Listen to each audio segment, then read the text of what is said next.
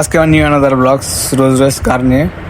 কয়েকদিন আগে কিন্তু একটি মেয়ে অ্যাক্সিডেন্ট করছিল গাছে, যে ভয়াবহ অ্যাক্সিডেন্ট রে বাবা। আর আজকে রোজ রয়েস কার 300 ফিটি অ্যাক্সিডেন্ট করে দলা হয়ে পড়ে আছে, এত দামি একটি কার।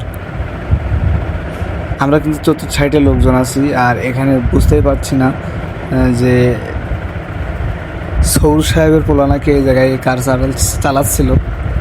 তার অবস্থা এখন কী আপাতত আছে আমরা কেউ জানি না।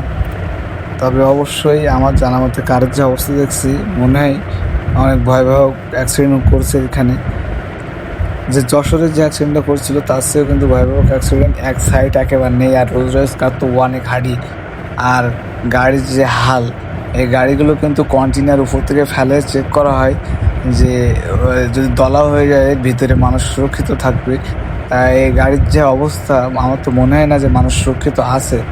সো আপনারাই বলুন এই জায়গায় কি হয়েছে। আর যদি সবুজ সাহেব পোলা কিছু না হয়, সুস্থ হয়ে ফিরে আসে, তাহলে কিন্তু সব বোঝা এবং জানা যাবে যে আসলে ওই দিন কী হয়েছিল ওই 300 ফিটের রোডে।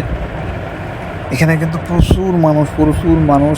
একে তো আমাদের পৃথিবীতে, সারা পৃথিবীতে সবচেয়ে দামি কার রোজ রয়েস কার, সেই রোজ রয়েস কার অ্যাক্সিডেন্ট হয়েছে, তাইলে এখানে কেমন লোকজন থাকতে পারে এবং হতে পারে বোঝেন। আর রোজ রয়েস কার, এত কোটি কোটি টাকার কার রোডের সাইডে পড়ে আছে, চাকা টাকা খুলে কিন্তু ছড়ায় চলে গেছে।